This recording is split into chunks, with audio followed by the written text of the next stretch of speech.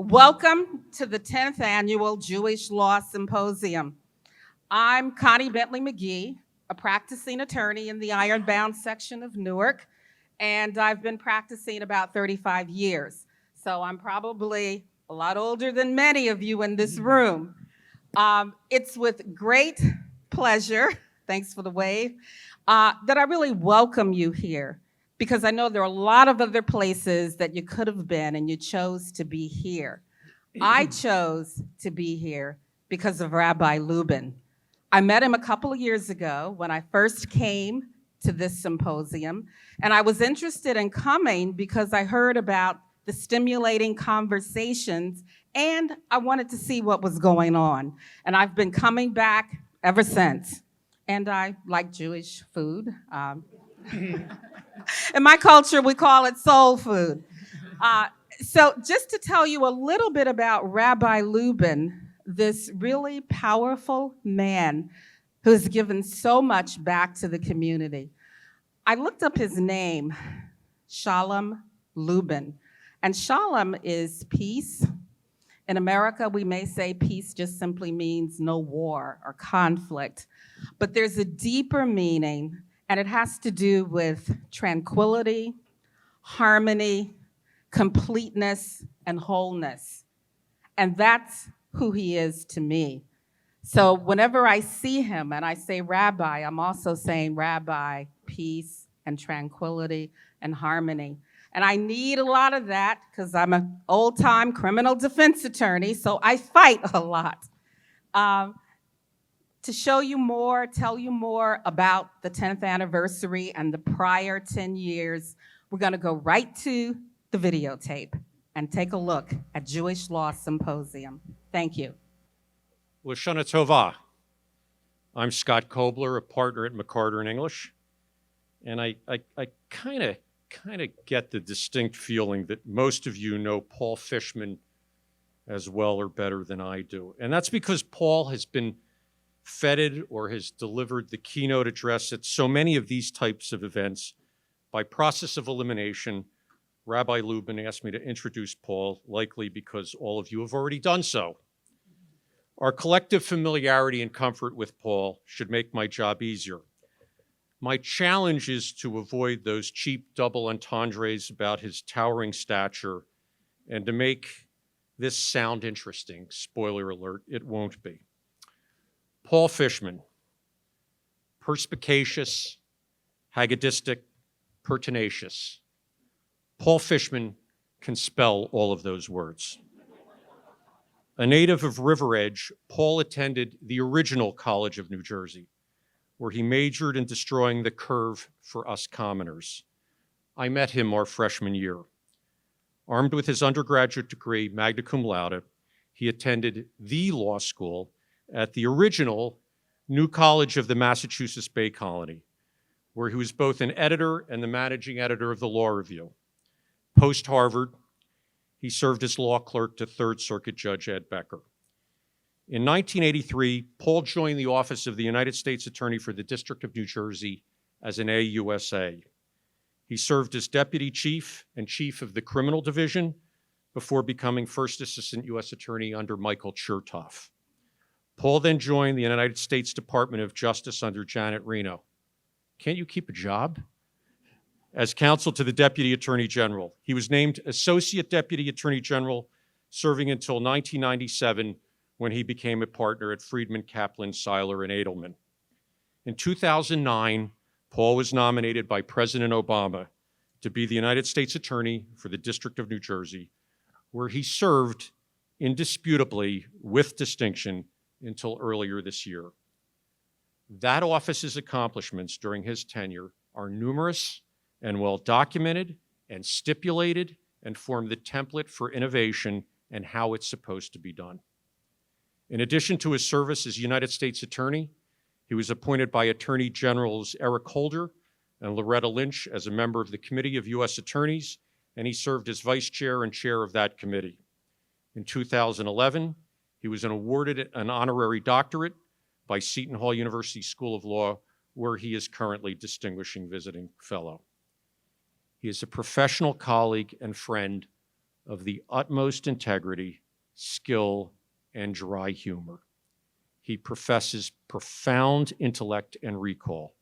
In fact, I would bet with only a modicum of your encouragement, he could amaze us all tonight with a pitch-perfect rendition of his Haftorah portion. And perhaps tonight, he finally will answer at least one of those burning existential questions, such as, where's Waldo? Who shot JR? Who made the salad? And when and where is Fishman going to get a good-paying job? In addition to Paul's glistening professional CV, I have witnessed his unbounded love of his family, his faith, and the game of baseball, in that order. We were well served to have him as our lawyer, protecting our interests as our United States Attorney, friends and colleagues, Paul Fishman.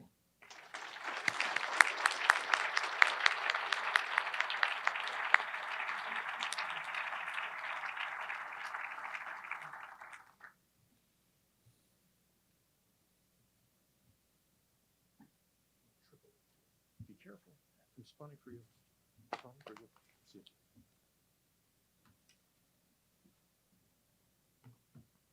Good evening. Shana Tova. That was terrible. Shana Tova. My rabbi would do the same thing, I think. So, first, let me thank Scott for that lovely, over-the-top introduction. Meeting Scott is one of the great gifts of my time at Princeton University. He is a great lawyer, a warm and generous person with a wonderful sense of humor, somebody who needs a slightly higher microphone than I do. He's a terrific friend who also has an extraordinary appreciation for the obligation of lawyers to make the world a better place, to perform tikkun olam. You can see that in his commitment and the commitment of his law firm, McCarter & English, to a host of civic projects, including the future of the city of Newark. I want to thank Rabbi Lubin. Did he move? He was, oh, there he is. I want to thank Rabbi Lubin, not just for the invitation to speak tonight, but for having the foresight to start this symposium and for bringing this group together year after year with such ability and enthusiasm. It is because of Rabbi Lubin's reputation and the continued success of this gathering that I accepted his gracious invitation to speak tonight. And now that I saw the video with all the people in our legal community who have preceded me, I am even more honored to be in their company. But Rabbi Lubin's invitation and his reputation is not the only reason that I wanted to be here tonight. As Scott pointed out, on March 10th, the President of the United States, the current President of the United States, not the one who appointed me, requested my resignation as United States Attorney. As my British friends would describe it, I was thanked off. So as the clock rolled from the 10th to the 11th of March, as we crossed the midnight hour, I became unemployed. Now, Scott explained that I am a distinguished visiting fellow at the Seton Hall School of Law. Translated, that means I'm really just the chief Jewish kibbutzer at a Catholic law school, which has become really important because now that Jeff Sessions is the Attorney General, it's really more about Old Testament vengeance than it is New Testament turning the other cheek. But it's not a full-time gig. And I've begun to sort out what I want to do next. Scott alluded to that. And I've had many conversations, some more serious than others, with many firms and other institutions, including some who are represented in this room. And yes, I have prospects. But I have yet to settle exactly on what the right fit would be. So in the spirit of Yom Kippur, which of course will be upon us in only 72 hours, I've decided that it would be okay to use tonight like an old-fashioned traditional Yom Kippur pledge drive. Almost a bidding war, if you will. I have a number in my head. I won't tell you what it is, but if one firm, any law firm, hits that number, I will pledge 10% of my first year's draw to his Chabad. Take your time, be generous, I'll see you on the way out. So when I accepted this gig back in February, I really had no idea what the issues du jour would be. I just assumed that there would be something that would pique my interest in yours.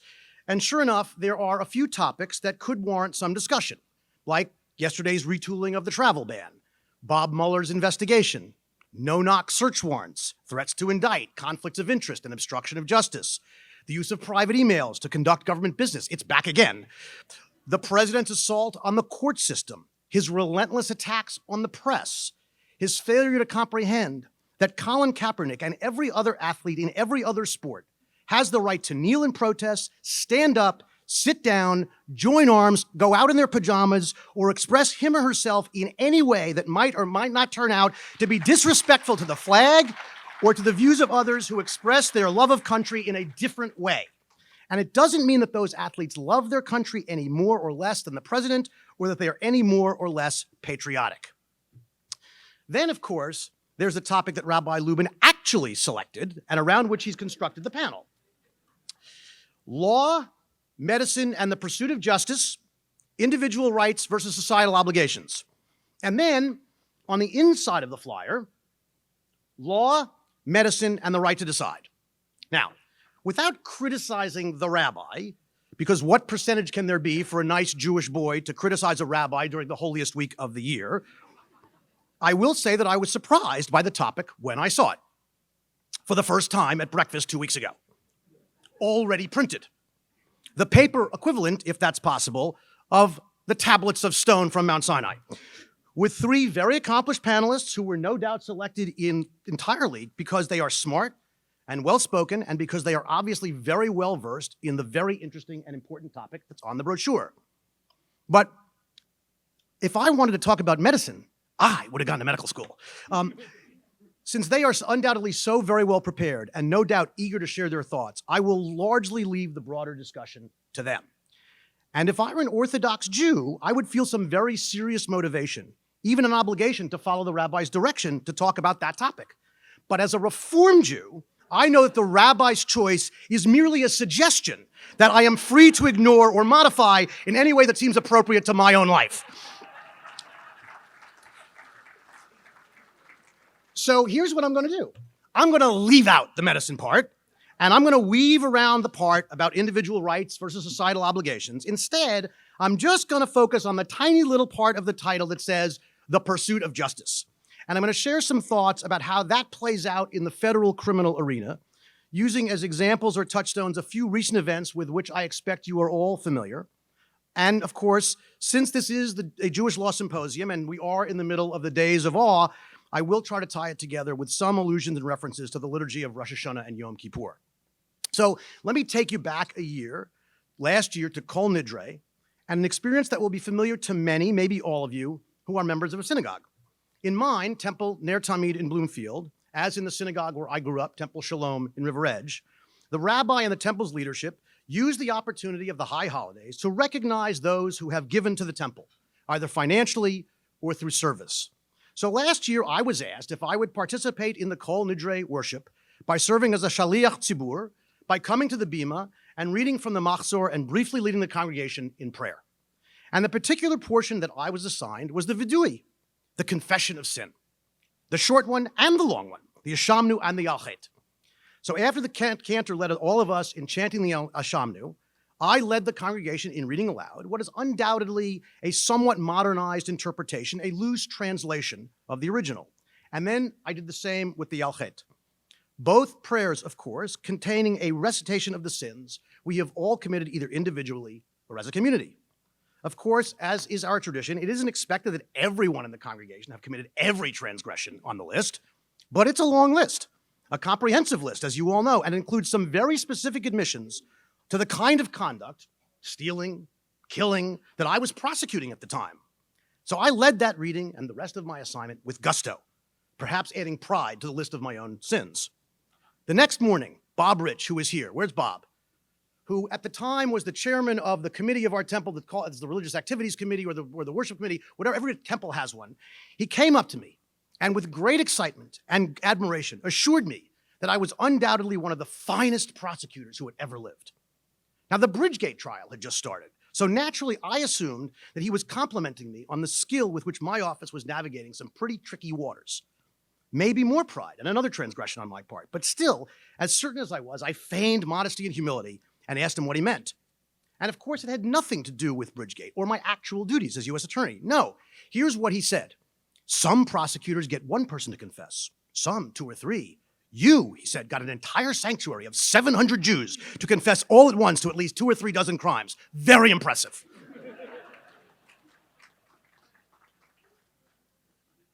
And I have to admit that while I was standing up there on the bema, I too had been struck by the irony of my role in the service, because of course I too had confessed to all of those same crimes. So when I mentioned it later that day to the rabbi, my good friend Steve Kushner, a more than small smile played upon his face, owning his role in the entire episode. Now, if I were still the United States Attorney, I might stop there and dwell solely on the importance of confession, the way it can cleanse the soul, its critical role both in our faith and in the criminal justice system. In my professional world, in the world of criminal justice, the confession is often the first major step in the road back. It is, of course, often the most powerful and important piece of evidence in a case. And for those who want to cooperate and testify against others and to help themselves by assisting in the investigation and prosecution of others, credit is not available unless and until the defendant takes the first step of fully and completely describing his or her own role. And a confession, if publicly undertaken in the form of a guilty plea, often brings some closure to victims and the public who need to hear someone own the responsibility for the pain that he caused. In our religious tradition, too, there is no true atonement, no real teshuvah, without an acknowledgement of what we have in fact done, of the wrongs we have committed, of the responsibility for our actions, for our choices, for our thoughts, for our behavior. We must declare our complicity, first to ourselves, then to our loved ones and friends, to our colleagues and our community, and ultimately to Adonai. And that, of course, is what makes the Vidui and its public and communal character so central to our worship on Yom Kippur. But as you all know, in Judaism, confession is not actually the point in the end. It's important, it's critical, it's necessary, but all of that is true because confession is a prerequisite to something more significant. It is one large step, but only a step on the road to teshuvah, a road that returns us to what we hope is our true self, and a road that we pray leads to forgiveness. And again, forgiveness first from those we have wronged and to whom we owe not just a confession, but an apology, and of course, forgiveness to and from ourselves, and ultimately, again, forgiveness from God. But when we ask for forgiveness, what are we really asking for? And maybe more important, what do we expect to get? Is the slate really wiped clean, as if we had never sinned at all? Can God actually forget what we've done? Can we? Can our loved ones or even strangers? Haven't we done things? Haven't we taken action, engaged in behavior that sometimes was so terrible, or even if it wasn't, was bad enough, and that could cause enough damage that it's impossible to pretend that nothing ever happened? And if God can't forget, as we ourselves often cannot, when we ask for forgiveness, what are we actually asking of ourselves? What do we actually ask of God? Is it to let us off the hook with no punishment, no sanction, no consequence? Are we really asking for absolution, or are we asking for something else? Something for which we give words not just like forgiveness, but words like mercy or compassion or lenience. And what does that look like? Well, I'm hardly a rabbinical scholar, so to answer those questions with any authority, I'll ask later if I can talk to the people at the Tuesday Talmud table, or to others with serious and comprehensive knowledge of Torah, Midrash, and the Talmud. And for that, you would certainly need a different speaker. That's not so much in my lane. I am a parent, as are many of you, so perhaps I or you could speak with some experience on how we apply those concepts in our own homes. Who among us hasn't had to deal with irresponsible or mean or thoughtless behavior of a child from whom we often demand a confession and tell them they have to apologize, as if telling someone that they have to apologize, and when they do, that it's actually an effective and meaningful apology. But even when the apology and the confession come, we're confronted constantly with the dynamic of consequences and forgiveness. So I could talk about that, but so could you. So instead, I want to relate that briefly to the criminal law, where the notions of mercy, compassion, lenience, mitigation, forgiveness, and absolution play a pretty huge role. And maybe that will give us some insight as we think about what we want and expect during this Holy Week. So what happens first in the criminal process? Somebody does something wrong that comes to the attention of others, to the attention of cops, agents, investigators, prosecutors, who have to make a call right out of the gate, whether to bring down the hammer of the federal or the state criminal legal machinery on the head of that person. Should he be arrested? Should she be charged at all? And if so, with what? How severe or numerous should the accusations be? This is the time-honored, but sometimes derided or maligned and certainly misunderstood moment of prosecutorial discretion. To be fair, sometimes those decisions are not always about discretion. Sometimes they're simply a function of proof. There isn't always sufficient evidence to indict and convict and to prove somebody guilty beyond a reasonable doubt, even when the prosecutor may know or believe that the circumstances and the person and the conduct deserve it. Sometimes, on the other hand, it's just a question of allocating limited resources. Sometimes there just isn't enough time and aren't enough people in law enforcement to go after every single crime and every single thing that somebody does wrong. We just don't have the bandwidth. But usually, how someone is treated turns more on the application of both common sense and some measure or lack of compassion. There are lots of individual examples, but drug cases as a category illustrate that kind of approach and what I'm talking about. The weight of the drugs possessed by a defendant is often the touchstone of potential punishment and is always the potential trigger of mandatory minimum sentences. But there are cases in which those mandatory minimums require prison terms that, in my view, are more significant than necessary or appropriate. So the approach of my office, which the Attorney General of the United States, Eric Holder, made policy department-wide, meant that even if a defendant possessed a quantity for which the law could require 5 or 10 years in prison, even if he didn't have a gun, and if he didn't have a history of violence, and he wasn't really tied to a gang, and wasn't high up in the food chain, we could charge an indeterminate quantity, not naming the number that would get that person over that mandatory minimum. I thought that was fair. I thought it was right. I thought it was cost-effective. And even though it turned on some measure of mercy or compassion or lenience, it was smart, effective law enforcement, no matter what Jeff Sessions now thinks. Sometimes that sort of compassion, although it looks like common sense, becomes appropriate after charges are brought. First, of course, there's plea bargaining. And I can't count the number of conversations that I had with members of my staff over 7.5 years in which we had a long and meaningful, passionate discussion about what plea offer to make for a defendant. And those discussions, by the way, we had thousands of cases in the office. So those are only the ones in which I participated. I have no doubt that there were hundreds and hundreds more. Those discussions were replicated all over the office. Why? Because a rigid application of the federal sentencing guidelines, more than occasionally, would have resulted in a sentence that seemed to us to be too harsh. Yes, sometimes too light, but not nearly as often. And so I encouraged my colleagues to reach plea bargains that took into account how we felt about the severity of punishment. Did confession play a role? Acceptance of responsibility? You bet. But so did other factors that militated in favor of lenience and compassion or against them. We also started a drug court. Certain defendants who committed nonviolent offenses while suffering from a substance abuse problem or addiction were offered agreements that allowed them to plead guilty, postpone their sentence, and go to rehab. And if they completed the treatment regimen successfully, they would receive real consideration at sentencing, with probation instead of jail as a real possibility. Mercy, compassion, lenience, and maybe a dash or two of forgiveness? Absolutely. I don't want to dwell on the entire criminal justice process, and I'm certainly not going to talk much about sentencing, because that's the stage at which the application of all of these principles, all of those values, so obviously applies. In fact, it's the very rare sentencing in which a defendant does not ask the court for mercy and forgiveness, with at least an effort at an apology and some meaningful effort to demonstrate remorse.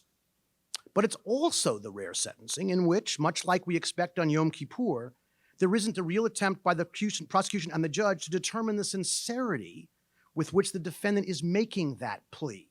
Just like on Yom Kippur, forgiveness must be earned, although we have considerably less power and ability to look truly into the defendant's soul than does God. It is also, honestly, why defendants like Bridget Kelly and Bill Baroni, who we said perjured themselves on the stand, get sentenced more harshly. Partly, of course, it's what we perceive to be a disrespect and undermining of the system, which requires people to tell the truth. But it's also because, by testifying the way they did, they totally rejected their own complicity and demonstrated the complete opposite of remorse. Denial and subterfuge do not lead to forgiveness in court or in shul.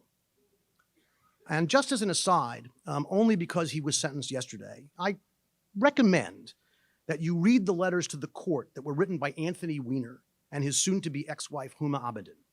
You can find them online. It will give you real insight into why he got the 21-month maximum sentence for which his plea agreement provided. His letter, while in my view professing to apologize and reflect humility, really reads differently. And his wife's letter seeks lenience only because of the effect that his incarceration would have on their very young son. There is not 1 ounce of forgiveness in the 3 paragraphs she wrote to that judge. So last, I want to turn to the part of the process that really is directly about forgiveness. And that's on everybody's mind a little bit today because it's the constitutional power of the president to grant clemency, either through pardon or by commuting or shortening a sentence. So the way the Justice Department's process ordinarily works, before the president gets the pardon application, it goes to the Department of Justice. The Department of Justice doesn't accept applications from people who have been convicted for fewer than 5 years, have not demonstrated good conduct since then, and haven't shown real remorse. The pardon power, which is enshrined in the Constitution, is there because, as Alexander Hamilton put it, otherwise justice would wear a countenance that is too sanguinary and cruel.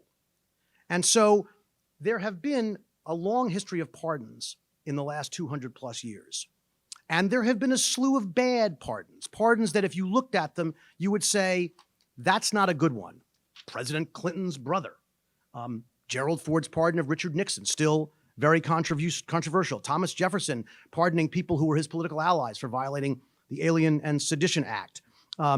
Richard Nixon pardoning Jimmy Hoffa for jury tampering and then getting endorsed by Jimmy Hoffa. There are a slew of pardons, if you go and look, that were controversial at their time and many of which would outrage you today.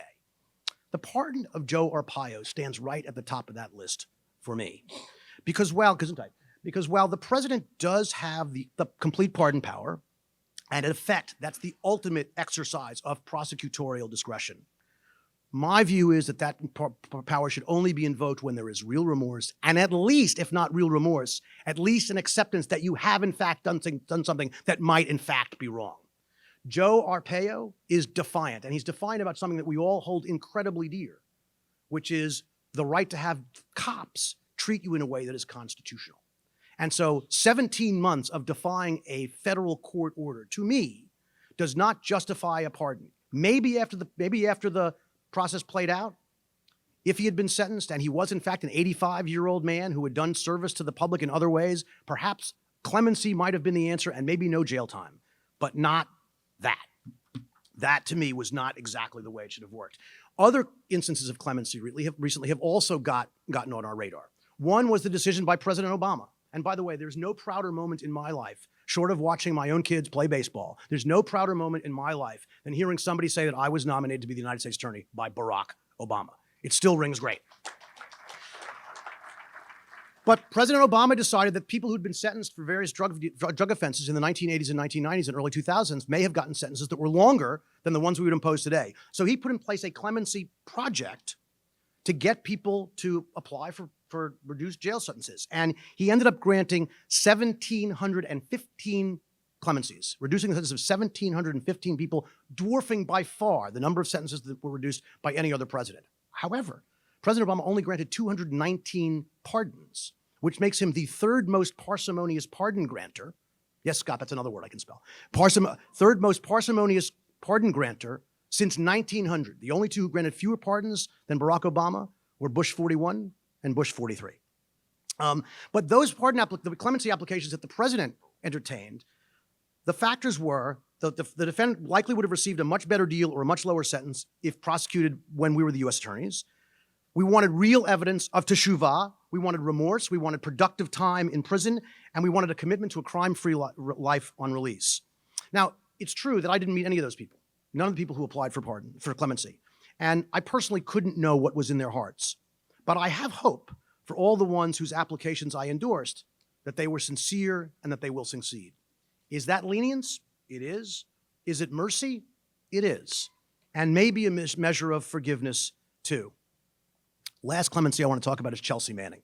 And I don't want to talk about the bona fides of the Chelsea Manning clemency. Chelsea Manning got 30 plus years in jail for giving away hundreds and hundreds of thousands of documents to WikiLeaks, all of which revealed a lot of classified information that in the judgment of a lot of people should not have been released. went to trial, admitted her guilt, got convicted, got sentenced, and by all accounts endured a very terrible time in prison. And President Obama decided, as an act of executive clemency, to reduce her sentence to time served, effectively 7 years. We can have an honest debate about whether that was a good thing or a bad thing, whether it was a good or bad use of clemency. But here's the thing that struck me about that controversy in the last 2 weeks. Harvard University invited Chelsea Manning to be a fellow in one of its programs up there. The naming of Chelsea Manning as a fellow in that program joined other people who had been invited, including Sean Spicer, and Corey Lewandowski. The head of the CIA and the deputy director of the CIA decided that they would not continue to hold or accept the positions at Harvard that they had, because they found that giving that honor to Chelsea Manning was not, in fact, appropriate.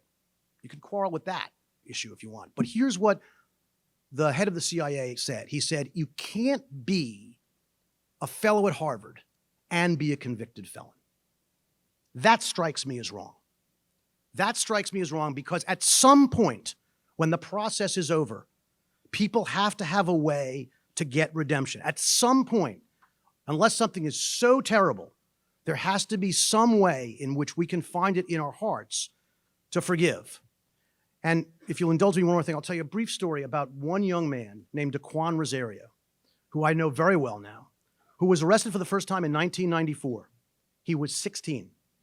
Looking back, it may not have been that much of a surprise. When he was growing up, he would leave the house where he would go to school. He would step over the bodies of family members who were passed out on the floor from taking drugs. When he came home from school, he had to step over those same bodies. In 1995, shortly after he turned 17, Daquan was arrested again.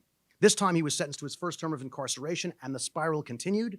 10 years later, at 27, the office I just left prosecuted him for drug distribution. I was not the United States attorney at the time, and the office asked for and received a 10-year sentence.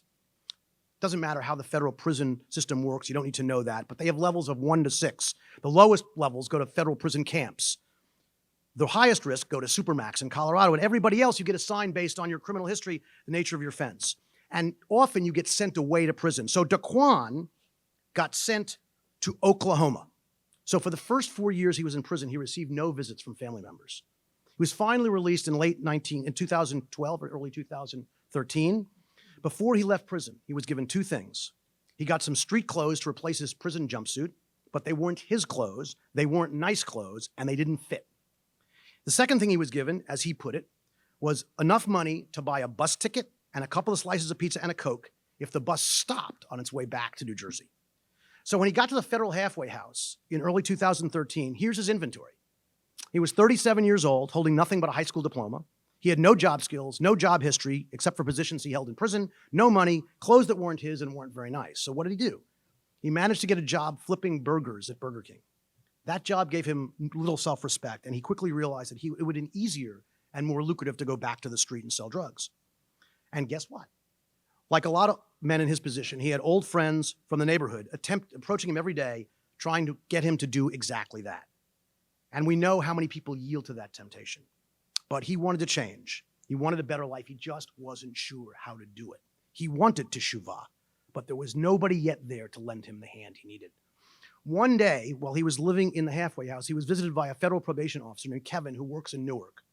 One of his jobs, Kevin's job, is to supervise newly released prisoners. But that day, in the winter of 2013, Kevin was there wearing a slightly different hat. He was there to ask Daquan to participate in what was then our new federal reentry court. They started to talk, but as soon as Kevin said to Daquan, you're gonna have to come to the federal courthouse every 2 weeks to meet with other people like him and a federal judge, Daquan said, no way, I am not going back to that building. And who could blame him? The last time he was there, a different federal judge had sent him to prison for a decade. But Kevin is persistent. He's gentle, but he's persistent. He said to Daquan, come once, try it. If you don't like it, I won't bother you again. So Daquan came, and he realized within 20 or 30 minutes that he had found his shul. He found the place where he could be safe, a place where he could get help, a place where he wouldn't be tempted or threatened to go backwards instead of forwards, a place where everyone there was just like him. So what happened? Well, the people who work in that reentry court brainstorm every week about how to help the men. There's only been one woman in that program. They helped Daquan get a job working for a medical transport company. That's a fancy way, basically, of describing him as an ambulance driver. Private ambulances that drive vans and transport patients. And when Daquan said he wanted to become an EMT, the team helped him get into the training program. And when he finished that program sometime in 2014, Daquan got a job that he still holds as a full-time EMT employed by Essex County. He has an apartment, a car, and the last time I saw him, he told me how bummed out he is that he is still, because he's still under probation supervision, he can't yet register to vote. Now, all of that is pretty amazing, and I'm pretty proud of him and the people in the federal family who took so much time to try to help him and the other participants. But here's what's more amazing. Some of you may remember that 2 years ago, November, President Obama came to Newark to talk about and highlight drug treatment programs and prisoner reentry programs. He first went to Integrity House, which is a wonderful institution in Newark, and got to see up close and firsthand the challenges and successes of that remarkable place. And then he went down the street to Rutgers Law School to give a speech about prisoner reentry and to announce some initiatives like banning the box for those applying for federal employment. But before that speech, he sat down with 10 of us for an hour-long conversation. Mayor Baraka was there, Senator Booker was there, Judge Madeline Arleo was there, Kevin Ugly, the probation officer, was there, I was there, and Daquan was there, a former federal prisoner who had gone to jail for 10 years for drug dealing, sitting 2 feet to the left of the President of the United States, no farther than these two guys are to my right. And I, like everybody else in that room, sat mesmerized as Daquan, unflinching and unintimidated, told the President the story I just told you, but he told it better because it's his story, not mine. And I can't overstate for you the visible impact that story had on the President of the United States and everybody else in that room. The rest of the hour was fascinating, don't get me wrong. And we got to discuss what's great about federal reentry programs and their obstacles. We talked about staffing and resources and scale. But when we walked out of that room, the thing that stuck, the thing that all of those people still remember, the thing that moved the President of the United States was Daquan's story, his eloquence, and his poise. You don't have to take my word for it. Just go watch the speech on YouTube that the President gave 15 minutes later. Only a few minutes into that speech, the President stopped, announced he was going off script, and described for everyone watching and listening what he had just seen and what he had just heard. And as the President of the United States himself put it, Daquan Rosario was now helping to save lives instead of ruining them. The President's not the only one who was touched and inspired by that work. And I'm not just talking about the ex-offenders who managed to reach deeply into themselves and with help and guidance to become mature, responsible, self-respecting citizens, spouses, and parents. In fact, my experience that kind of program was not only good for the lives of the program participants, it had a profound and lasting impact on the lives of everyone involved. I've watched it soften the hardest and most cynical federal prosecutors into champions for its cause. I saw federal judges call their own personal and professional contacts to ask for housing and jobs for people in the court. And I saw it inspire my own son, Ian, who is now 15, when he celebrated his bar mitzvah 2 years ago. The Sabbath of my son's bar mitzvah, and this is where I'll end, the Sabbath he became a bar mitzvah, the Torah portion was Vayera. And it includes, as most of you know, the story of Sodom and Gomorrah. It's a complicated story, full of moral ambiguity, and as so many of those stories are, in which God tells Abraham of his intention to destroy those two cities because of the wickedness of their inhabitants. Abraham, of course, tries to talk God off the ledge and proceeds to bargain on their behalf. And as you know, first he asks God if he'll spare the cities if he can find 50 righteous men, and God agrees, and he can't. And then 40, and he can't. And 30, all the way down to 10. And finally, when he can't find 10 righteous men, he gives up and God destroys the cities. So when Ian did his Devar Torah, he asked the question, if God knew, and he must have, how would it all turn out? Why did he bother telling Abraham in the first place? If Abraham was destined to fail, God must have known that. Why did God bother to let him negotiate at all? And Ian's take was that Abraham needed to learn he had the confidence to be the leader of the Jewish people. And he tried to explain what the attributes were that Abraham had demonstrated in that episode. I won't go into all of it because it would be like too much father pride. But the one thing I will say is that he said Abraham stood up for innocent people that he didn't know, and that it was better to let the wicked go free than to let innocent people perish. But the other thing he said was that because those people deserved a second chance, Another lesson we learned from this week's Torah portion that even if people do something bad, then maybe they deserve a second chance, and maybe we should think about how they get punished. So his Tikkun Olam project for his bar mitzvah was to help those prisoners in our reentry court learn when they got out of prison how to use an iPhone and how to use an iPad and how to use Facebook and how to use Instagram, because they've been in prison and they've seen it on TV, but they had never held them in their hands. And so he concluded that I believe that these returning prisoners have learned their lesson, and I think they should get a second chance. I'm glad they get that second chance, and I'm glad I can help them have it. I think Abraham would have wanted the same thing. This week, we think about second chances. We think about them mostly for ourselves. That's what we will ask God for when we go to shul on Friday and Saturday. We'll ask it for our friends and our family, but we will mostly be inwardly directed. That's not, of course, entirely true. There's a lot of the liturgy that deals with forgiveness for the world, and we will think also a lot about the world. But what I would ask all of you to do as you're sitting in shul, thinking about all of the things for which we should be praying, to think a bit about what the role is and should be for teshuvah, for redemption, for forgiveness in the criminal justice system. We've reached a point in our society where those issues, unless we figure out how to solve them, will plague us for decades and maybe even generations. And in the spirit of the holiday, let us pray for that. Avinu Malkeinu, Almighty and merciful God, answer us with grace, for our deeds are wanting. Save us through acts of justice and love. L'shana Tova. So it's true, I sat down with Mr. Fishman just a few weeks ago, and at the time he committed to give a short, apolitical talk about healthcare law, and then proceeded to talk about whatever he wanted to for as long as he wanted to. I would suggest, Mr. Fishman, that a career in the rabbinate may suit you very, very well. And Rabbi Herson, the dean of the Rabbinical College I went to, is here. I'm sure we can arrange something to make that happen. I just want to share a very quick anecdote with you. And it's good to have everyone here. Thank you so much for being here. Shana Tova, everyone. I'm Rabbi Lubin, for those of you that haven't heard all the wonderful things that have been said about me up until this point. When I was 19 years old, I was in rabbinical school, and an opportunity came up. They turned to the students and said, whoever would like to lead high holiday services at some smaller communities around the state and beyond in the tri-state area, you could sign up, and we'll give you a practice pulpit, so to say, a first-time pulpit. I was 19 years old. I said, I want to be a rabbi. Let's do it. I'll sign up. So I signed up. Some of the guys ended up going to campuses. Some went to help out in overflow services at larger congregations. And I was given a slip of paper that said, Fort Dix Federal Penitentiary.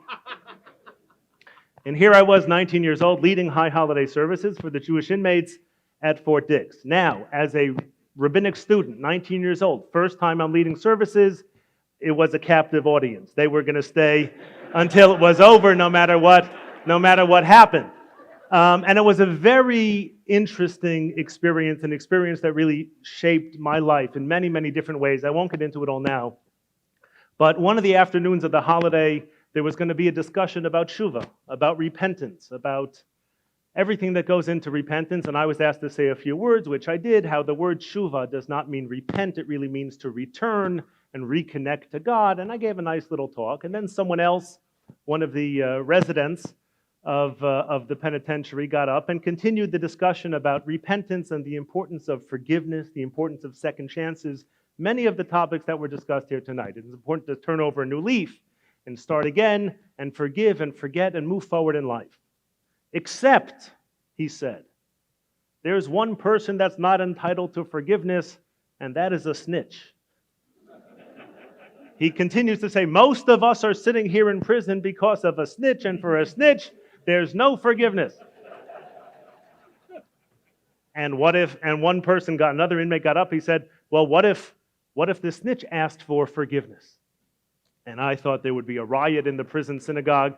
And I did what any smart 19-year-old rabbinical student did, what should do is keep quiet. I said absolutely nothing, and it worked out. But it is a topic that's on our mind this time of year. It's a time of year of reflection, and there is a lot to reflect on. A year ago, we were standing here. It was the night of the first debate, the first presidential debate.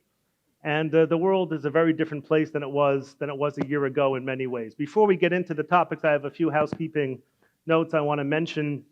There were some very close friends of ours that aren't well. Hal Braff is usually here, and our thoughts are with him. He's going through some medical issues. Scott Mayer, a longtime corporate sponsor, is also not well, and our thoughts and prayers are with him and with his family at this time. And I want to pause for a moment to reflect and remember Rabbi Herman Savitz of blessed memory. He used to come with his son Josh to our symposium for many, many years. He was a wonderful man. He loved learning and loved our symposium. And may his family know of no sorrow and only have happiness and good things in the upcoming year. A special thank you to all of our sponsors, to Barnabas and to Ken Rosen and his family and Scott Yagoda and all of those that helped make this event happen. A special thank you to my wife, Rona, for besides doing everything else to help this event happen. Agreed with me that she'll try to hold off going into labor until after 9 o'clock tonight. So far, so good. And if I pick up and leave, you'll know why. The world's a very different place. Much has happened in the political arena over the past year. There's been a lot of turmoil, a lot of upheaval. The natural disasters that have taken place over the past couple of weeks, the hurricanes in Houston, hurricanes in Florida and the Keys and Puerto Rico now, have given us all a chance to come together, a chance to bond together as humanity, as people, and find the common good, find the common ground we all have as humanity. The question I'd like to begin as we shift the focus of the discussion from criminal justice to justice and medical ethics as they relate to the legal community is related to people that don't follow instructions when it comes to natural disasters. It's related to people that say, I know better, until they don't. And what happens then? If we can roll the clip of video number 1, let's take a look at some of the pre-hurricane footage in Florida. The question I'd like to pose to our panel, and we're honored to have Francine Katz, a noted healthcare attorney, Dr. Arthur Kaplan, a world-renowned bioethicist, and Rabbi Michael Broid, who has joined us for many years. The question I'd like to begin this part of our discussion with is, what obligation is there to spend the resources and risk lives to save people that made bad choices and decided to stay in areas where they were supposed to evacuate, where they were told to evacuate? What obligation do we have to risk ourselves or the lives of others to take care of them? Francine. So what I would answer is that is that okay? Yeah. There's an obligation to rescue, but there's not necessarily an obligation to rescue those who are making bad choices. Look, our state legislatures, local laws, they put together police, fire, ambulance. The whole premise is to be there to protect people and property. But when you start diving deeper and you look at the disaster plans, emergency preparedness plans of these mission critical organizations, there are exceptions, and they are allowed to use their discretion and decide that when their own people's lives may be at risk, when conditions are not safe, we do allow the rescue organizations to say, no, we're not going out, and that we're not going to take care of people who are making bad choices. Dr. Kaplan, what would you do? People are in distress, people are in need, lives are at stake, and there are people that made their own decision and made some bad choices. What obligation do we have to them? Well, the moral duty to rescue is contingent on the idea that you are not going to gravely risk your own well-being. So no rescuer has a duty to try and lose their life to save another. That's beyond heroism. It might be commendable. It might be wonderful to do it, but it's not obligatory to do it. Conversely, I was the advisor to the state of Louisiana when Tenet Hospital got overwhelmed during Katrina, you'll remember, and patients were left there and were not medevaced out. And the question became, what was the duty of the doctors to stay and try and care for them? Now, they were in pretty horrible conditions, no electricity, flooded, no sanitation, no power. So there was very little they could do for their patients, and most doctors fled. Most nurses fled. A few stayed behind. But ultimately, they faced the challenge of what were they going to do, feeling that no one was coming to rescue them. Forget about the patients.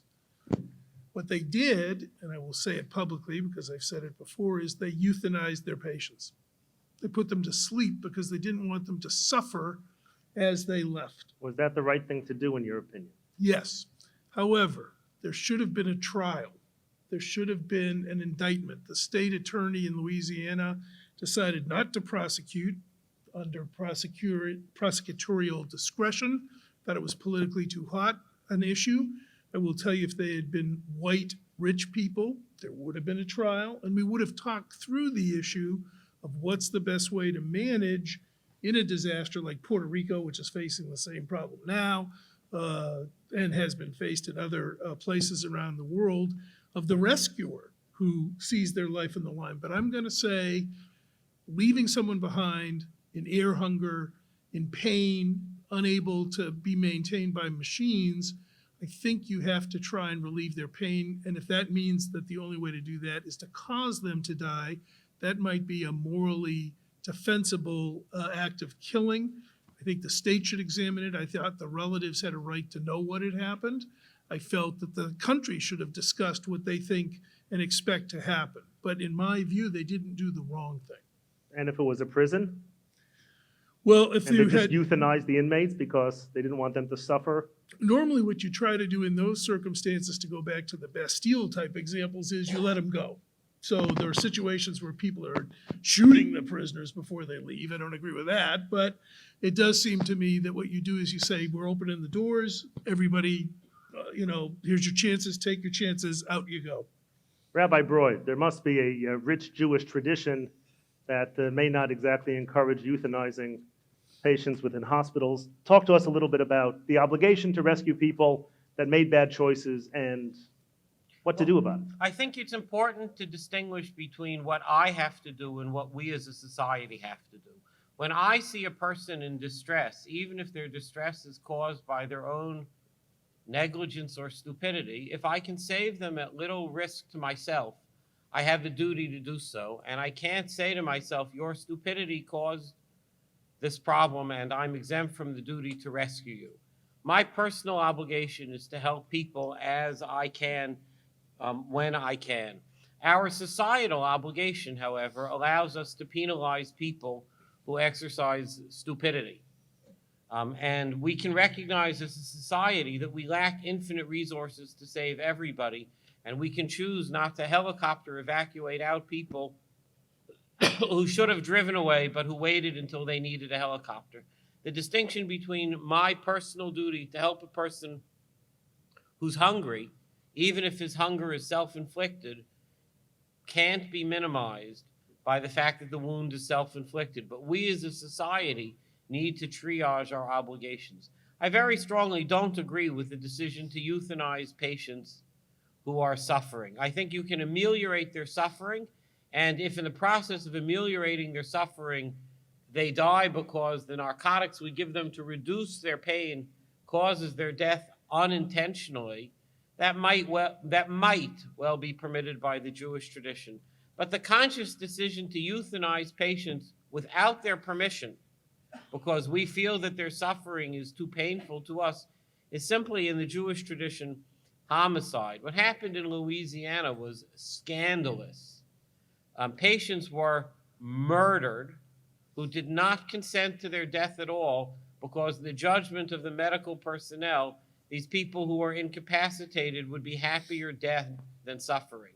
Even if there might be situations where a person can be euthanized, it's only with their own consent. Even then, the Jewish tradition is very hostile to euthanasia. But we as a society might well recognize my right to kill myself, or even to authorize you to kill me. But to say that a patient is suffering and the medical personnel will euthanize hospital patients without their permission because that ameliorates their suffering is simply homicide without any justification in the eyes of the Jewish tradition. Well, I'm glad we all agree on that. That's perfect. By raise of hands, the hospital in Louisiana, did they do the right thing, in your opinion, by euthanizing the patients there? Yes. Anyone say yes? Anyone say homicide? Raise your hands. Don't be shy. No, not taking pictures. Okay, just interesting and just curious. We will move on. We have a lot to cover. We don't have that much time. Moving on to the issue of immigration as it relates to the matters we're discussing now. And obviously, it's been a hot issue. All of us who are in this room are descendants or immigrants ourselves. They say a quick story. There was a young boy in the early 1900s who goes to public school, a young Jewish immigrant, and he speaks with an accent and he's dressed a little funny. And someone in the classroom called him a greenhorn, which is a derogatory term for an immigrant. And he says, well, why are you calling me a greenhorn? He says, because you come from Europe. He said, well, where's your family from? He says, we came off of the Mayflower. So he said, also immigrants, right? We're all immigrants in one stage or another. Now, one of the issues we talked about last year, and last year's topic kind of feeds right into this year's topic, is the fact that there are a limited amount of resources that we have to spend on healthcare in this country. So the question is talking about choices. There are people that have come to this country as immigrants, let's say illegal immigrants, who need health care. Do we have an obligation to provide health care to people that made the choice to come to this country? And I'm going to start with Francine. Tell us a little bit in your experience as corporate counsel of a hospital, medical tourism. What is it, how does it work, and how does it relate to what we're talking about here? Well, with medical tourism, we frequently think of medical tourism as people coming from other countries because they want to take advantage of the health care that we offer in this country because it is considered to be superior to the health care offered in many other countries. The benefits of medical tourism is that many of those people have the capacity to pay, and so that's money coming into the hospitals. But you can juxtapose that against the limited resources that we do have are being used to care for foreign nationals and not for our own people. And does it then become a question of people paying for care versus people not able to pay for care? So it's one part of looking at foreigners taking advantage of our healthcare system. For immigrants who are living here, the question then becomes, do we have an obligation to take care of them? And I do think it is important and helpful to provide health care to them because what we frequently see is these immigrants shying away from the healthcare system. And as such, when they finally get to the hospital, they are that much sicker and their care is that much more expensive and they use that much more of the limited resources. So if we step back and provide care up front, it's more in a preventative nature or dealing with the medical needs from the get-go rather than waiting till it becomes so expensive and becomes an even bigger deterrent from them obtaining care. Dr. Kaplan, as a society, do we have an obligation to care for people that are medical tourists, that are coming into this country because they either want to be born here to have citizenship or they just want better medical care? Is that an obligation that we have? Well, as I said earlier, I think we should euthanize them.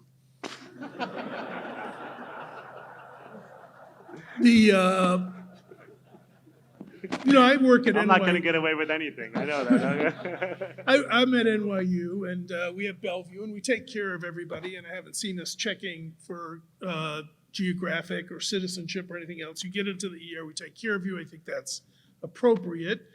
We have some choices to make. We run a face transplant program. I doubt very much with the hospital paying millions of dollars to do that procedure now, we would take someone who was not an American citizen and not ahead of someone else. The list is long. There are transplants done on foreigners, and in fact, for those who are interested in the law, 10% of a hospital's transplant list can be foreigners, but all of the transplants go to wealthy people. There are very few poor people who come in and get a transplant that way. Let me make one other point about why it makes sense to take care of people. You touched on it a little bit, but it's actually worse. If you are think about the people who mow your lawn, take care of your kids, make your food. Do you want them to have hepatitis? Do you want them to have flu? Do you want them to spread diseases? It is imprudent not to make sure that basic public health goes to everybody in the country because they're going to put everybody else at risk if you don't do that. When you see situations where you have people, captured, if you will, and held on the border in these confinement areas before they deport them, they are basically like prisons, generators of infectious disease. So there are a number of reasons why, in addition to not letting things get worse and not leaving children without their parents and not having situations where you have very vulnerable people unable to function and go to their jobs. You want to protect the society and the community, a question you asked us about earlier. And in the healthcare area, it really makes sense to not be, sort of foolish about it. Rabbi Broad, in addition to being a rabbinic scholar, you are a professor of law at Emory University Law School. We have a room full of attorneys here. What are some of the legal matters here? I think it's important in medical tourism to recognize that hospitals do medical tourism because it's a cash and carry business. And it's very common in the United States when you look at the development of treatments that many treatments started in a very expensive way, serving only the very wealthy who could pay. And over time, these treatments are reduced in cost as their volume increases. And this allows treatments over time to become available to everybody. This starts with insulin many years ago and has progressed consistently. To not allow absolutely fantastic, excellent care for people who come with cash in a suitcase deprives us in the long term of the trickle-down effect of excellent medical care. It's important to understand this has been the way medicine has run for 75 years in the United States. Face transplants start as being limited to the top 1%, and eventually they become available for all of us. I myself would like one, certainly, without any question or By difficulty. raise of hand, no. Thank you. Let me say, my wife would like me to have one. It's important to understand that the public health requirements to treat immigrants is so important. Sometimes you do the right thing because it's in your own best interests. Allowing the bottom third of our society to be perpetually ill is bad for them, bad for us, and bad for society as a whole.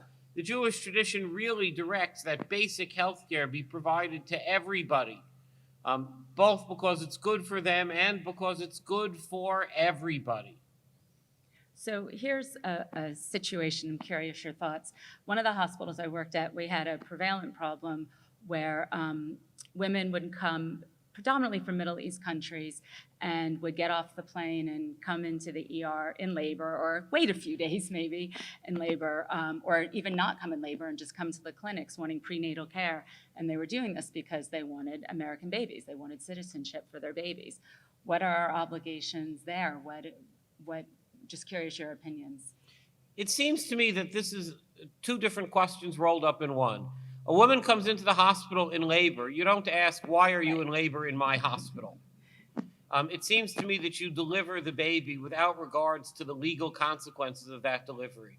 The underlying law question as to whether the Constitution requires that all children born in the United States be American citizens, that's a different question. It could very well be that we should change the law or change the Constitution and limit citizenship to those people who are properly in the United States, or maybe even not people who have tourist visas. It's well known that diplomats who have children in the United States, diplomats also sometimes have children. Their children are not U.S. citizens by treaty. It could very well be that this is not a medical question. This is a natural-born citizen question, citizenship issue. But to me, when an OBGYN says, I'm not going to help you with your delivery because the 14th Amendment problems of citizenship bother me, that's a terrible approach Right. for an OBGYN. It might be that this is a matter that Congress needs to address as to whether citizenship comes automatically to anybody born in the United States. But when my OBGYN wants to talk to me, and OBGYNs rarely want to talk to me, but if they did, I would hope it's not about the 14th Amendment. Right, we'd be talking to them about EMTALA maybe in a violation if they refuse, Art, anything right? you want to chime in here?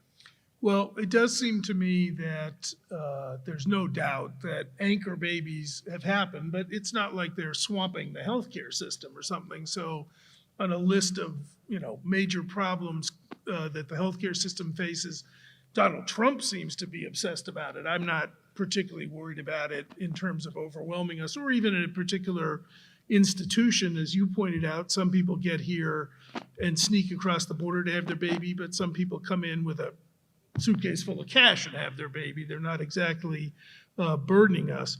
I will say, in terms of medical tourism, I chaired the UN Council of Europe organ trafficking committee some years ago, and We're we gonna, wrote. we're gonna get to that topic in a minute, so. But go ahead. what I will, not to take away Rabbi's No, thunder, but There's more, don't worry. But when we looked at that, we found out that people who were making the money basically trafficked the women and some children for prostitution and the men for parts.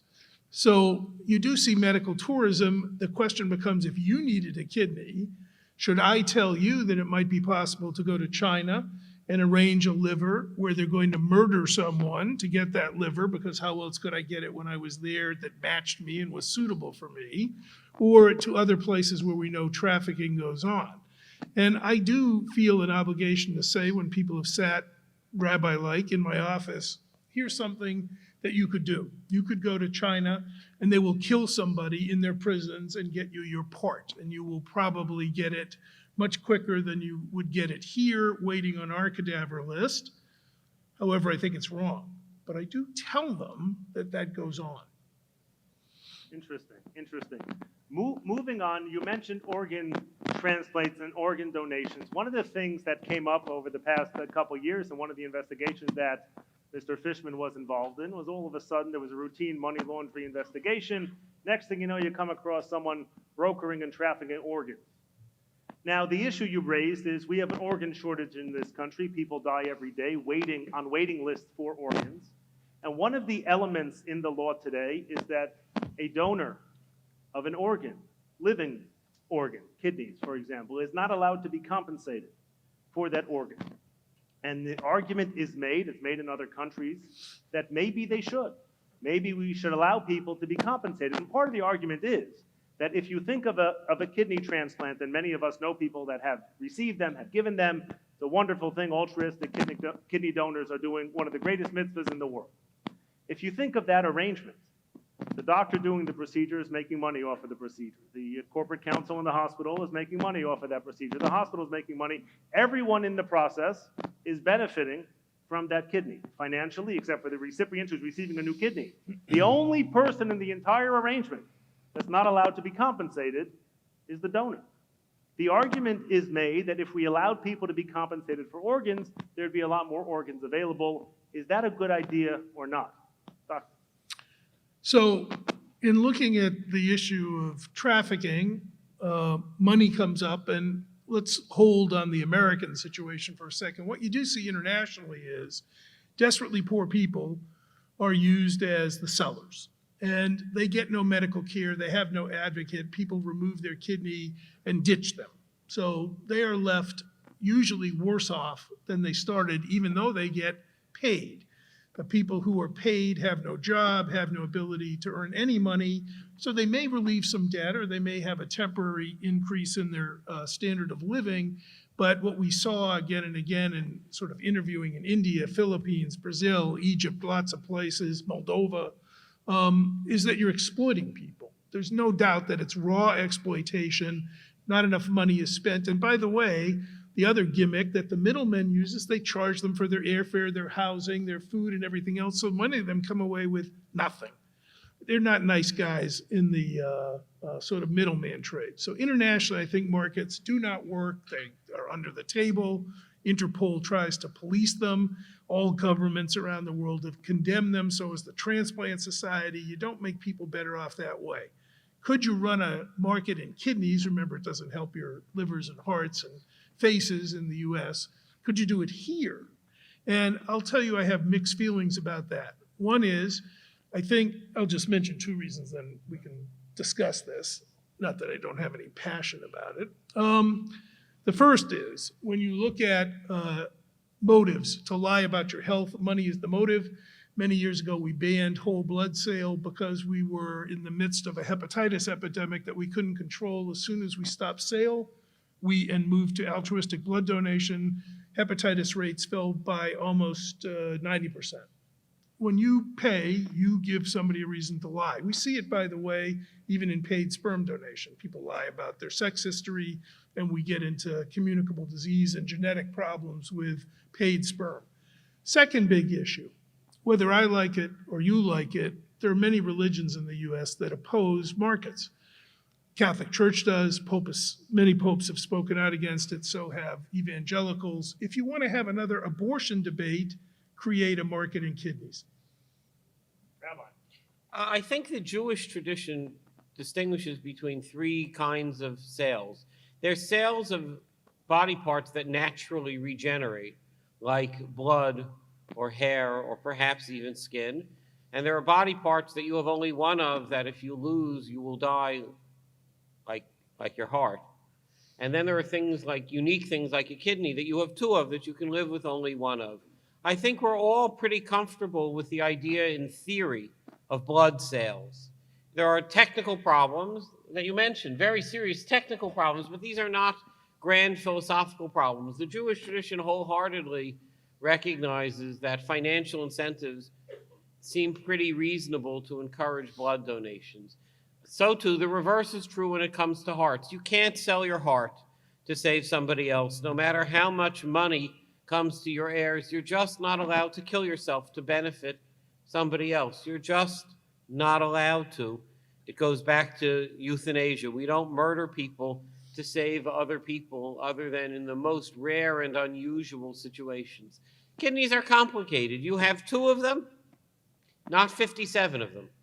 Only two, but you really only need one of them, at least typically. It's not unreasonable to think that the Jewish tradition would allow a donor to be something other than altruistic in the sale of a kidney. After all, encouraging people to do the right thing is an ancient part of the Jewish tradition. I don't mean to diminish the practical problems that you raised. The practical problems are very serious. It might be, after a tight look, you see that the introduction of money, while in theory a good idea, doesn't work in practice. But we've also never tried it in the United States, which is a more sophisticated economy than, let's say, Thailand or India or Bulgaria, where there's a very serious problem of nominal sales by nefarious middlemen. A regulated market in the United States in which kidney donors are fairly compensated, subject to governmental regulation, might dramatically increase the supply of kidneys. And the Jewish tradition wouldn't look in a nefarious way at the decision to not donate a kidney, but sell a kidney to a person in need. It might be that you're right. It's actually a bad idea. It might be that I'm right. It only might be that you're right. During the 10 days of awe, we can modify it with the word might. The other 350 days of the year, I'll only say you're always Sort right. of right. I understand. But it seems to me that clinical experiment might be worth doing. We should divide the country at the Mississippi. We're already divided as a country. At the And Mississippi. at the Mississippi, Rabbi. At the Mississippi, and let half the states on one side of the Mississippi conduct organ donation sales and see what happens. Let me jump in here with two other comments. Sorry to interrupt, but one is, if you're a living donor of a kidney, you wind up with expenses. One area people can agree, I think, with respect to money and organs, is that you shouldn't wind up in debt because you did a good thing and gave a kidney or a piece of your liver to somebody, yet that is the case. So we are not making, sorry for the bad pun, whole people who give up voluntarily to relatives or sometimes strangers. That's an area where I think compensation should be tried. I've been arguing for that this year a lot and in many venues, and I think that's a modest experiment on that road. The other is, remember, there's another option. There's presumed consent or default to donation, which I've been arguing for about 40 years. And that basically says, instead of making you carry a card that says, I want to be an organ donor, you carry a card that says, I don't want to be an organ donor. It's just shifting the presumption. Since most polls show 70 to 80% of Americans say they want to be organ donors, why don't we presume that that's what you want to be and put the burden on those who don't want to do it?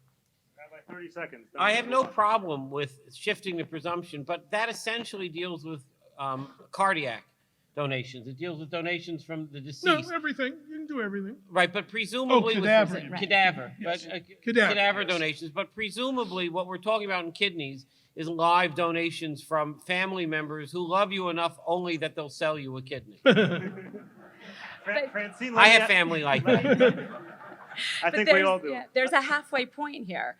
Compensation doesn't have to take the form of cash. There are in-kind types of compensation, and the question then becomes, what is an acceptable material value? What is going to incentivize a person?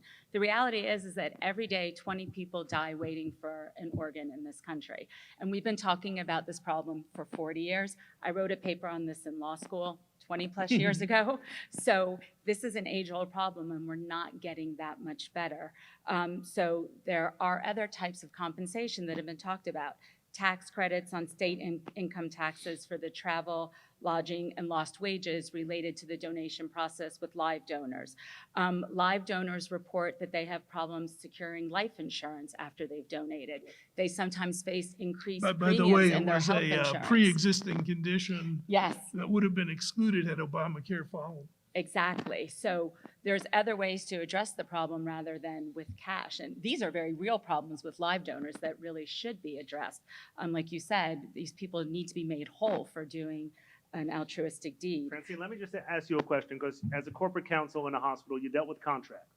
Imagine someone's going to go ahead and they make a private arrangement to have an altruistic donation for money on the side, right? It's all altruistic, but somehow or other, there's a suitcase involved, but they want a contract that they're going to go through with this procedure. So they come to you, your attorney, and they say, I have a contract I wrote up where so-and-so is going to give me X amount of money. I'm going to give them a kidney. I want you to look over the contract and make sure that it's legal. I presume you're not allowed to do that, correct? Because that would be abetting of First of all, crime. as corporate counsel, I definitely wouldn't be allowed, but Right, even an definitely. attorney But in any private attorney wouldn't be allowed practice, to do right. that. The question is, do you now have an obligation to go and report this person? Last year, we talked about attorney-client privilege. Here is someone that's about to commit a crime. So you have an obligation to take your client to the police or to Mr. Fishman and say, this person is about to sign a contract where they're going to be compensated or give compensation to receive an organ. So I think that that is a very challenging question, and there's certainly a continuum of what point do you cross the attorney-client privilege. But with the crime fraud exception to the attorney-client privilege, I think that if it is imminent that this person has come with the contract and with the suitcase of money and says, we're lined up to go to China next week to do this, I just need you to make sure the contract protects me. I think, yes, that it would be appropriate at that point to say that the attorney-client privilege does not protect that situation. Professor of law, Rabbi Broyce. There's a hard question here because in the United States, these contracts are illegal, but such surgery wouldn't be done in the United States. When somebody asks me to look at a contract for a medical procedure done overseas, I'm not really sure that this is even a violation of American law here. They're engaging in an overseas transaction that I'm going to assume is lawful in China. The fact that it violates the law in the United States might not be my problem, and it might not be a violation of American law in any way, shape, or form. The problem that you hinted at, or you didn't hint at, that you spoke about, which is clients going overseas to engage in medical transactions that are crimes in the United States, is not well addressed in American law. My duties as an attorney reviewing a contract for a medical procedure that's a crime in the United States and perfectly legal in India, I have no idea what the right answer is. Somebody needs to investigate this more. I'm not sure that I'm under any obligation to not facilitate a client from engaging in lawful activity in India. When they're in India, that's a crime in the United States. We're going to pause that right there. We're going to go to clip number 2 on the video screens. We're going to move the discussion along to some religious issues, discrimination issues as they relate to law, medicine, and the pursuit of justice. If you can give your attention to the screens, we have a clip from one of the most prestigious shows of all time.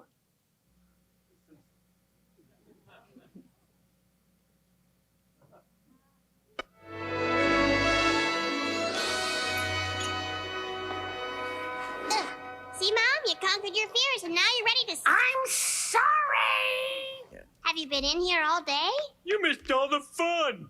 Skiing fanny first into a crevasse isn't my idea of fun.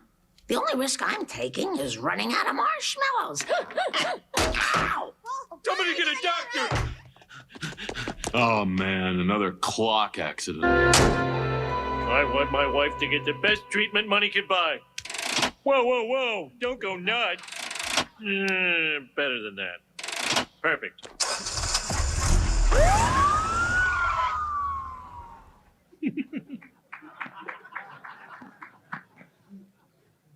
Religion and religious liberties and freedom obviously play a very important part in our lives. They play a very important part of our clients' lives, of our patients' lives. And there are a lot of issues that come up. People that are marching in Charlottesville and ripping down or fighting against statues and ramming cars into each other and all of that, they go to hospitals too. And hospitals sometimes have to treat these people who have discriminatory beliefs and practices, sometimes couched within religious context. What do you do? Francine, tell us a little bit about patients that have discriminatory demands couched in religious Right. requirements. And it happens all the What time. happens? Talk to All us. the time, patients come in, especially I worked at an inner city hospital where we had so many cultures and religions represented within the hospital community.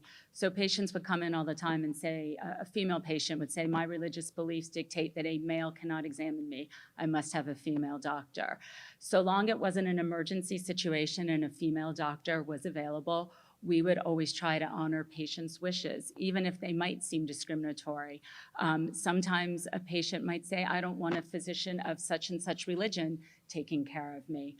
We actually had a reverse situation once where a Muslim resident went around to other Muslim patients saying, do you know that's a Jewish doctor taking care of you? You really wouldn't want that Jewish doctor to take care of you. So that resident was dealt with from an employment practice standard. But with patients who made You these... had the Jewish lawyer who... Exactly. Yeah, I Took care of it. understand. But with patients who made these requests, yes, very often those requests were honored because we cared about our patient satisfaction scores.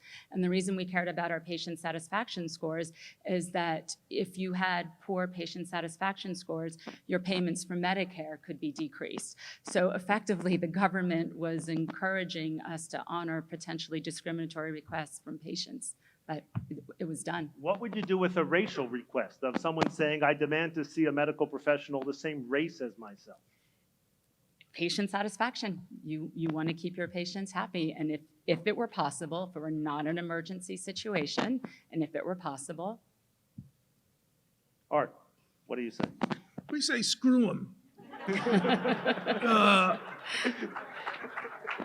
Generally speaking, at NYU, we don't honor that. I've had a few of my residents try to institute policies that are a little more tolerant, but unless it's medically relevant, I'll give you an example. We've had PTSD people come in. They want somebody, if possible, to talk to a psychiatrist or psychologist or social worker, has some experience of the military or maybe even deployed. That might be medically relevant. There are occasionally the women's situation where somebody says it's a matter of shame or fear or whatever.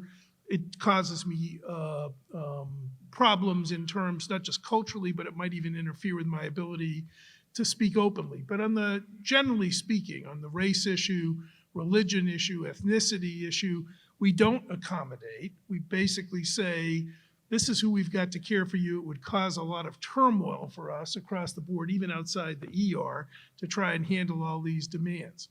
That said, if you went to a primary care doctor and said, I want a left-handed Ukrainian mathematician to take care of me, don't care. You can, sort of sort out at the front end of healthcare.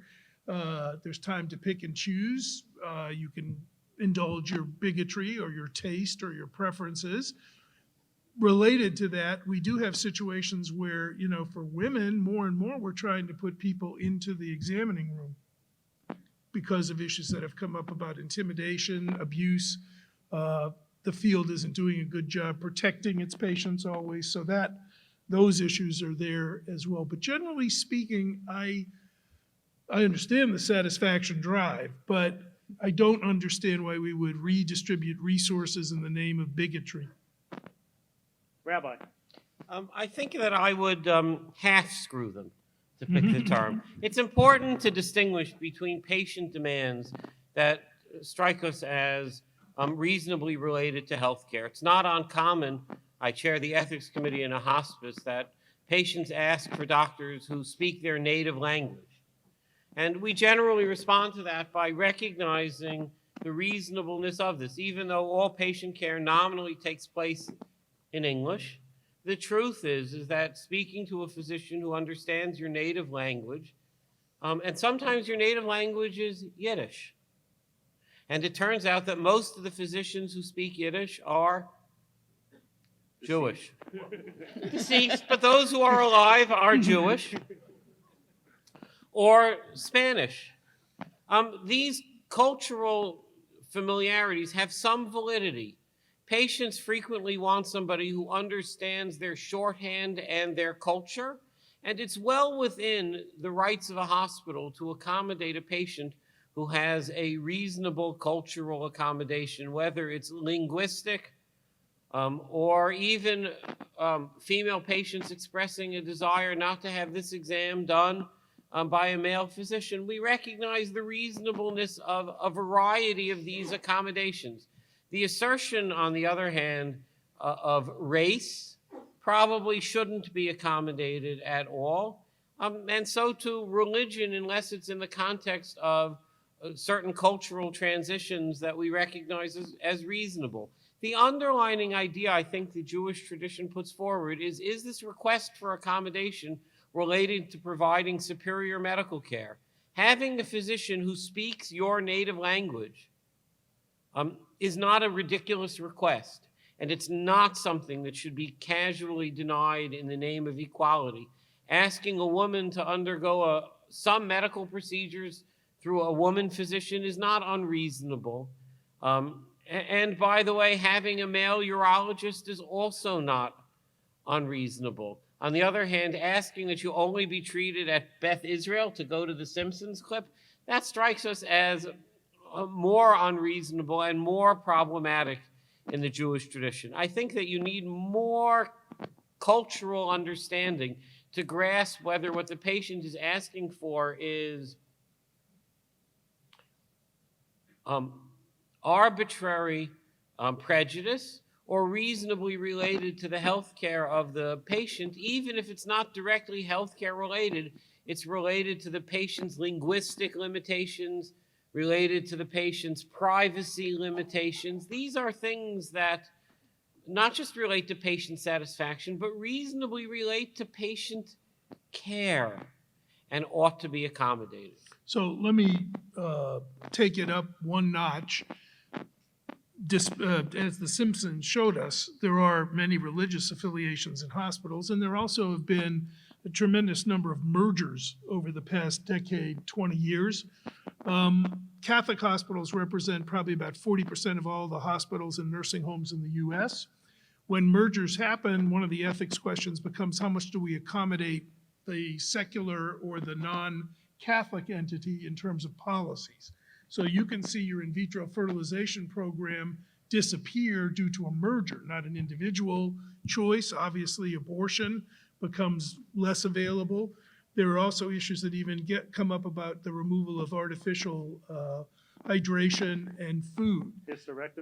Hysterectomies. So there are a number of issues where when we think about accommodating, it's had to be built into some contract negotiations. I don't know if you've lived through these, but I have, where somebody says, okay, we're going to merge the hospitals, but we're going to have this little private office down the street that happens to do IVF, and it won't really be part of this entity corporate-wise, but it'll be down there.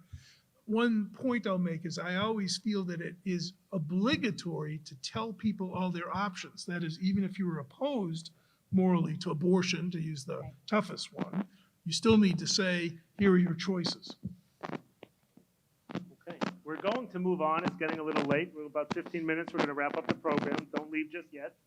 And we do have party favors of challahs when you leave, so we've got a little time for that. We're going to go to clip number 3, which deals with not the issue we spoke about last year, which was attorney-client privilege, but really deals with privacy rights. privacy rights as they relate to one of the newest issues that we're facing, not just in society, but particularly from the Jewish perspective, when it comes to genetic screening and genetic testing. Who has the right? There's an interesting article in the booklets that are in front of you about employers who request certain DNA testing. Who has the right to ask for those tests? What happens to the results of those tests? And how private are medical records and genetic records? Flip number 3, please.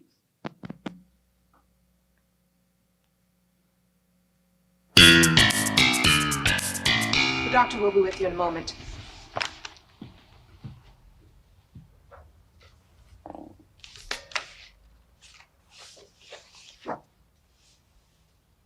Difficult.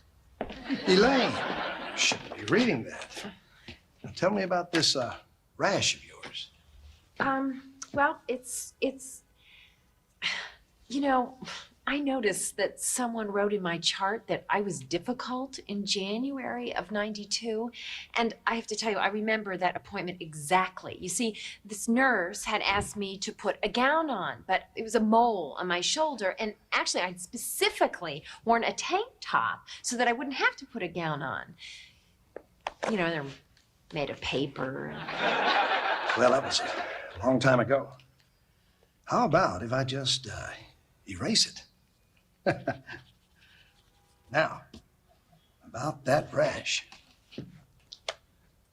But it was in pen. You fake erase. All right, Miss Venice. This doesn't look too serious. You should be fine. What are you writing? Doctor? Elaine, you really didn't have to put on the gown. Oh, it's my pleasure. I love these. You know, in fact, I've got one at home. It's perfect when you just want to throw something on. Hi. All righty. Let me just review your history before we begin. Oh, where did you get my chart? From your last doctor. Standard procedure. You know, I can tell you my whole history. Let's just... Okay, let's take a look. Well, that doesn't look too serious. You'll be fine. Oh, please, it's really, really itchy.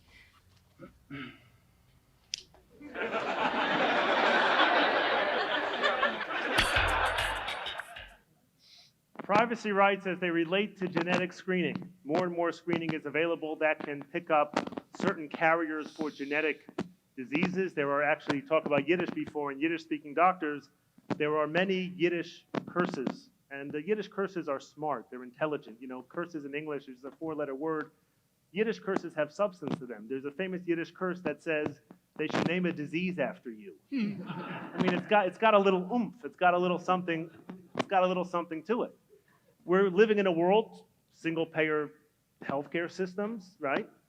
Pre-existing conditions. Someone wants to have genetic screening. They're a carrier for a genetic disease. There are many Jewish genetic disease, whatever race, whatever denomination, it doesn't matter. Can an insurance company come along and say, we paid for your genetic screening. We see that you're a carrier for a particular medical condition, that if you take these steps to prophylactically solve this problem before it becomes a problem, think of Angelina Jolie, you'll be fine. If you choose not to, we don't want to cover you when you get sick later. Is that within the purview of an insurance company to even know that type of information? Should genetic screening be private? Francine? So I think that raises the question of, do genetic tests deliver uncertain probabilities or clear-cut predictions of disease? And there really isn't a clear answer as to what the results of genetic testing show. So for an insurance company to mandate for a woman who tests positive for the BRCA gene, for example, to have a mastectomy, but there's no clear-cut evidence that she might actually someday develop breast cancer. So I think it becomes a very, very slippery slope if we were to allow insurance companies to mandate these types of procedures. How far are we going to go? Well, I think the problem, if they have access, if they have access to the information, they're not, by federal law, they're not allowed to use that information to determine eligibility for individuals' health insurance or the premiums that they might pay. So I'm not sure what they would do with access to the information. I'm sure Dr. Kaplan has an opinion. Looks like he does. Well, they'll exclude you, and they certainly will try very hard, not just health insurance, but disability insurance, life insurance, or different types of insurance. Even in the employment area, while we've tried to litigate it away, it still goes on. But I want to tell you a story since I knew I was coming to the Jewish Law Symposium. I got a call from a friend a couple of years ago who said at Johns Hopkins, they're doing a study of genetic factors that seem to be a risk factor for depression. And they're only doing it in synagogues in Baltimore. Maybe you should find out why that is. And I said, I don't know, Woody Allen? I mean, I don't know, what's the something? So I called up the investigator and I said, so why are you collecting data just in synagogues? Which, by the way, is a different type of genetic privacy risk because now it's about groups. And the researcher said, yes, I am doing that. It's because they're very reliable and they come in for their appointments. So it had nothing to do with, a predisposition of anything. It was just, this was an easy population that seemed to like doctors for some reason. Maybe not this audience, but generally. And so, you can get group bias. You can have entire zip codes start to get zoned out. It doesn't have to be the individual. I remember in the AIDS epidemic, there were plenty of people who wouldn't write insurance at all in certain zip codes because of risk factors. So there are penalties that can accrue. Should insurance companies be able to consider genetics a pre-existing condition? They do. It's done, over, settled, even if they're risk factors, they still do. And at least with respect to healthcare, we still haven't declared it a right. So for private entities, for various reasons, they don't have to insure you. For life insurance, disability insurance, absolutely, they can do what they want. There's no right to any of those things. So we've had people that we've said, if you're going to get a genetic test for something, pay cash.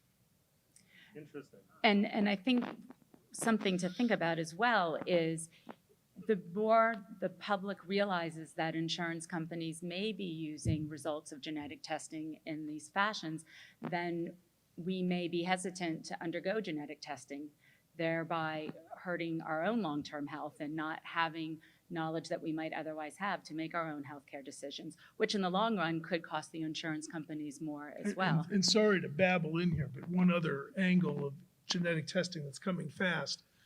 So many of you are familiar with genetic testing for Down syndrome, where you might use something called amniocentesis, a big needle that gets fluid out from where the fetus is inside the womb.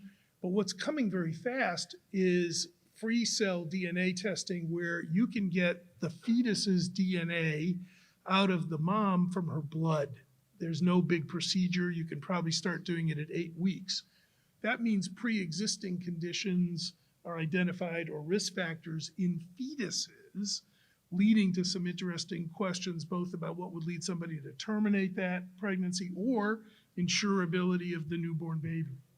Rabbi, genetic testing, genetic screening, and the obligation maybe from a moral angle to take preventative measures to avoid getting certain illnesses and diseases. I think the Jewish tradition looks here as follows. Where we are now is just at the beginning of a long journey. And right now, this is full of moral difficulties and ambiguities. Over time, though, genetic testing holds out the possibility of providing enormous palliative insight. And it's hard to draw important ethical lines 10% away along on the journey. The truth is that right now, there are all sorts of serious problems. But we all recognize that in the long term, genetic testing is in the best interest of society as a whole. It pushes the forefront of medicine, allows cures to be developed that we heretofore would never be aware of. That doesn't mean that the problems raised here aren't serious and important to us in front of us. But you also have to recognize that sometimes you have to live with a certain amount of pain in the short term to produce long-term medical gain. We have to protect people in the here and now from the problems of insurance abuse. We have to prevent them from being stigmatized from undergoing genetic testing. But to institute wholesale blockage against long-term medical progress is not what the Jewish tradition wants. There's a duty and an obligation, a deep religious obligation, to push the forefront of medicine and to cure people of illnesses in the long term over an extended period of time. To become a Luddite because of the problems associated with treatment here and now in front of us sounds like it's not a long-term best interest of society. That doesn't mean the issues that we're highlighting here aren't important and shouldn't be addressed in a palliative way. But people's natural desire to say, let's not go there because the short-term consequences of going there will be very great, misses the enormous long-term gains that will be provided by genetic testing, which in the long term produces cures to important illnesses. Genetic engineering holds out the possibility of significant medical advances curing of illnesses that we fundamentally imagine now as being uncurable. We shouldn't prevent this exploration, this opportunity to boldly go where those before us have not gone before. So I was going to add, I don't think there's a grave risk of slowing down genetics in medicine. There is some risk in agriculture, in food. We all know about GMO, Ludditism, which I oppose. I think that holds the key to solving some of our climate, environmental pollution problems. However, if, to get back to the rabbi's charge about community versus individual, the genetics issue basically says all of us have risk factors. Some of us get identified now, some of us will be identified later, but guess what? Genetic tests, nobody passes because everybody's mortal. It's like law school. Yeah. So you're going to die of something. We just may get to your BRCA1 genes before we get to your risk factor for stomach cancer or whatever it is. You have to start to risk rate insurance as a community. You can't do it as individuals. It's fundamentally unfair. It's fundamentally wrong. You have to pool together, stand together as a community. That's what's missing in our healthcare debate. We keep trying to risk rate out the at-risk people because that's what the commercial entities want to do. We have to take a stand, as Blue Cross did many years ago, and say we're going to community rate because we're all in this together, and that's certainly true of our genes. And that actually brings us full circle because the topic for this evening was law, medicine, and the pursuit of justice. I thank Mr. Fishman for pointing out that there was a typo on the inside of the invitation that had last year's topic of the right to decide. But I thank you because I didn't know what I would atone for on Yom Kippur this weekend, but now I have something to put on my list. But it brings us full circle because our lives really are about the pursuit of justice. And as Mr. Fishman mentioned in the final Avinu Malkeinu prayer that we say Asei Imanu Tzedakah V'Chesed, we ask God to do with us justice and mercy. So I'm going to ask the panel as the final wrap-up segment, give us something from your experience, something from your professional background and your professional careers that relate to the pursuit of justice, a message that you want to share with the audience before they hit the doors running. No, I get to go first. All right. I think from the point of view of healthcare and medicine, when it comes to justice, we basically have gotten too far down the road of a for-profit driver behind our system. We mentioned before that sometimes the cost of things come down. You know, the cost of insulin, to give an example of a drug, has gone up 300% in the past 5 years, and there is no new insulin. Saline solution, which is salt water, has gone up in this country 80% price increase. EpiPens, right? EpiPens are off the charts. We all get mad at Martin Shkreli, who's a fringe character of no interest. If you look day to day, the justice problem that we face is we keep saying we can't insure everybody, but it's because we can't pay the prices. We're not paying the prices that anybody else pays in this world. We're being silly about it. The number one goal for justice in healthcare is to get a handle on cost. If we don't do that, we won't find justice. Francine, pursuit of justice. So it's an interesting way to end this evening for me. When I graduated law school, my great aunt, right before she passed away, bought me a print, Tzedek, Tzedek, Tirdof, Justice, Justice, Shalt Thou Pursue. and it has hung in my office for 20 plus years. And I look at it a lot and think about, how does that guide us? So one issue that I would raise, kind of piggybacking off of Arthur, is what the for-profit world is doing to healthcare. I'm working in pharma now and recently became aware of an orphan drug that recently received FDA approval. It's not a drug that will cure a neurological disease. It's a drug that merely prolongs life of these patients. And these patients typically die within 3 to 5 years of diagnosis. This drug buys 1 to 3 years of life. Not a great quality of life. These people are still going to die very horrible, expensive deaths.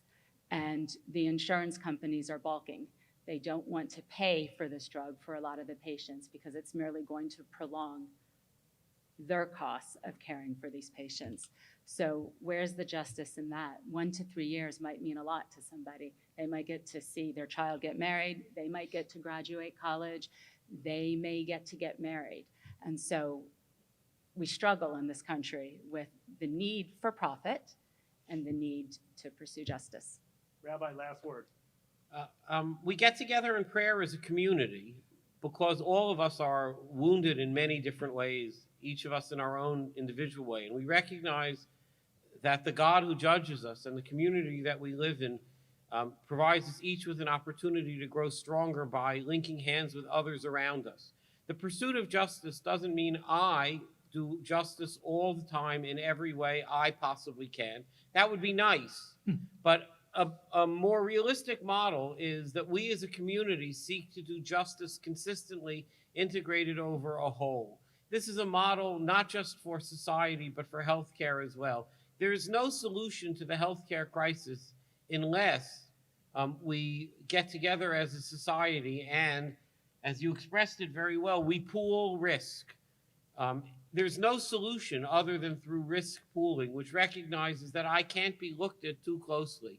This is the message of the Day of Atonement. I seek to worship in a community precisely because I hope that God overlooks my flaws because of the virtues of the people around me. Healthcare is like the Day of Atonement. It's the community that counts. I want to thank our panel very, very much. Give them a round of applause. I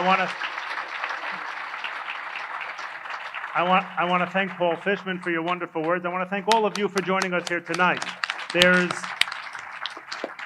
a lot more to be discussed, and this symposium is really meant to just stimulate some ideas and thoughts and get us to think on the broader scale about life and about justice and about meaning to our lives. A couple of quick announcements. There are challahs for you to take on your way out tonight. There are multiple exits to the facility. You don't all need to go out the front. If you go around the building, there are 2 other exits to the facility. Please leave your name badges at the front door. If you didn't sign in for your credits, you don't need to sign out. Credits are going to be emailed to you, but make sure that you sign in. I want to wish you all a happy and healthy, sweet new year. There will be a minyan for Myriv outside in the lobby. And I thank you all for joining us. Thank you very much.